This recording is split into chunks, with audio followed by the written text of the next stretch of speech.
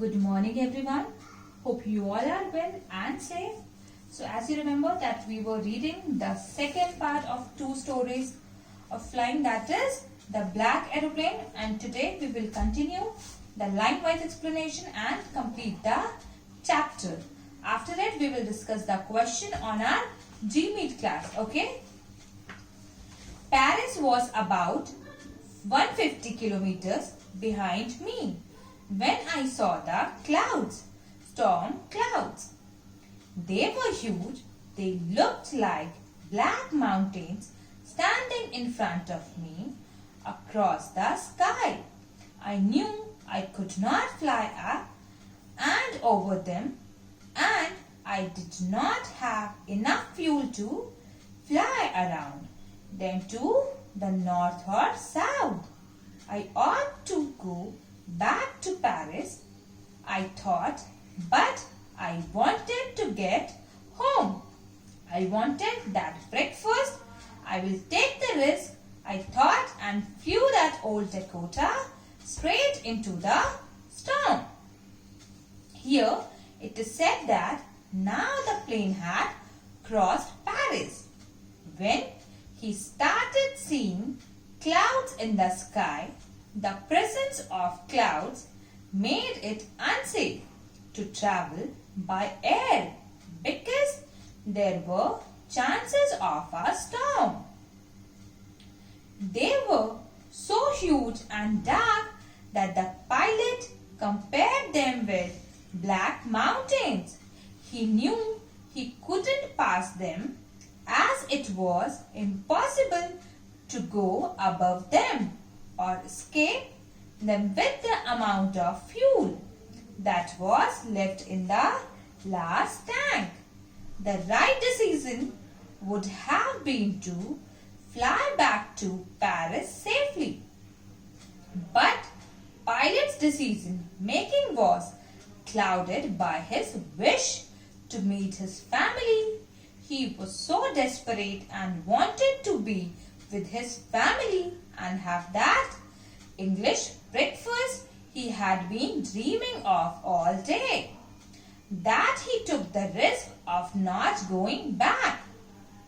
Thus, he headed the plane right into the storm.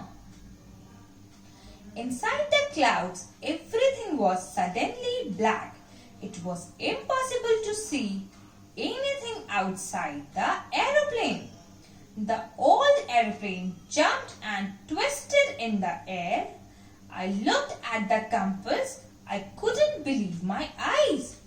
The compass was turning round and round and round. It was dead. It would not work. The other instruments were suddenly dead too. I tried the radio. Here it is said that it was so dark because of the storm that nothing was visible outside the plane. He started losing control of the aeroplane. The compass and other instruments had also stopped working because of the bad weather. He became helpless.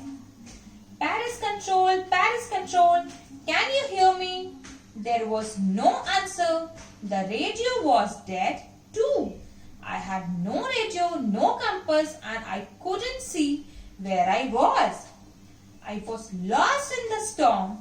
Then, in the black clouds near me, I saw another aeroplane. It had no lights on its wings, but I could see it flying next to me through the storm. I could see the pilot's face turned towards me. I was very glad to see another person. He lifted one hand and waved. Follow me, he was saying. Follow me. He knows that I am lost. I thought he is trying to help me. Here it is said that he tried calling the Paris Control Agency who had helped him earlier, but he couldn't connect with them because of the bad weather. In the midst of nowhere, when everything failed, he saw a ray of hope. And what was the ray of hope? When he saw another plane there. He felt relieved when he saw another pilot's face and willingness to help him escape the storm. He thought to himself that the other pilot is very kind and he knew that they were lost and he was just trying to help him. He turned his aeroplane slowly to the north in the front of my Dakota so that it would be easier for me to follow him. I was very happy to go behind the strange aeroplane like an obedient child. Here it is said that the pilot of Dakota is following that black plane like a obedient child. After half an hour, the strange black aeroplane was still there in front of me in the clouds. After the duration of half an hour, that strange black plane is still in front of whom? In front of the plane Dakota. Now there was only enough fuel in old Dakota's last tank to fly for 5 or 10 minutes more.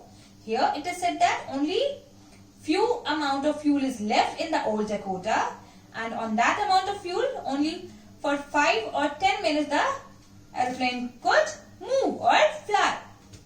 I was starting to feel frightened again. The author was again started scary, but then he started to go down.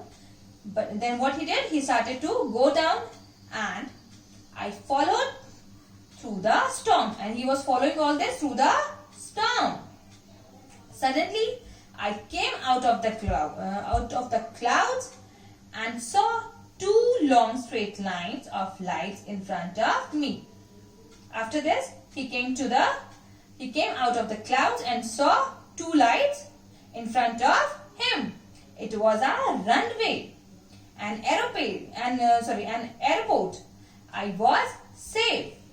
He was safe because he came to the airport, turned to look my friend in the back airplane, but the sky was empty. This time the sky was empty. There was nothing there. Nothing was left there.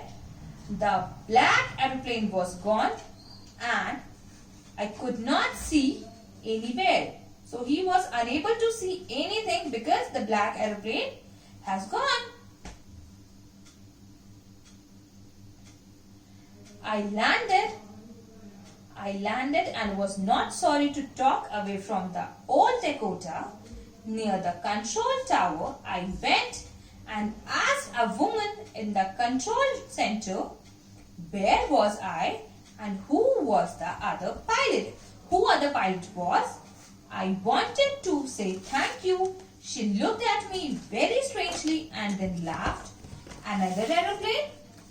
Up there in the storm, no other aeroplanes were flying tonight. Yours was the only one I could see on the radar. So, who helped me to arrive there safely without a compass or radio and without any more fuel in my tanks? Who was the pilot on the strange black aeroplane flying in the storm without lights? Radar is a system of detecting the presence, direction, distance and speed of aircraft, ships and other objects. Strangely, in a strange manner. Here it is said that the author did not know where he had landed, but was not afraid of leaving his plane unattended. He headed straight into the control room to ask about the other pilot. To this utmost surprise, the lady informed him that there was no other plane in the sky except his old Dakota because of the bad weather. he is left astonished with a lot of questions unanswered in his mind. Like this, we have just completed the chapter. Okay. So till then, stay home, stay safe and keep learning. Thank you, class.